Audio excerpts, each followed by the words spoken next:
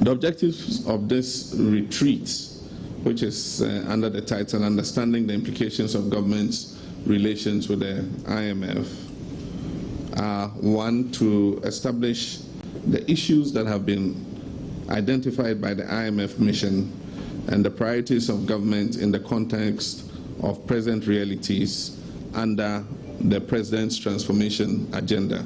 Ministers, deputy ministers, heads of government institutions, economic heavyweights, as well as party executives, barred their way to the Kofi Annan International Peacekeeping Training Center for the one-day retreat led by President John Mahama and his vice, Kwesi Bekoe and Mr. Arthur. The president told them the retreat, among others, will prepare the Ghanaian side of the negotiating team before they head to Washington. It's also meant to achieve the objective of setting out Ghana's current economic reality and identify the constraints as well as the opportunities for our economic development.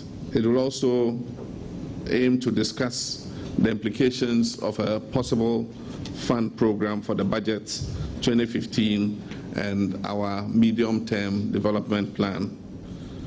And finally, to provide the government's team that will be proceeding to Washington to continue the negotiations with the IMF with a mandate for those negotiations, to be able to go into those negotiations with a mandate from Cabinet. Recalling the Senchi Accord, President Mahama noted that apart from exhibiting government seriousness about getting the economy back on track, the retreat will allow for deeper discussions on the country's socio-economic policies. Especially women, children, and the disabled. And we expect that this will form a key part of the program we agree with the IMF. It is in furthering these commitments that we seek the partnership of the IMF so that collectively we can maintain the discipline required to turn short-term reform into medium-term transformation. Let us, Ghana, support amongst ourselves to ensure that we fully understand the fund program so that we can explain it better and be prepared to implement the program to realize its intended objective.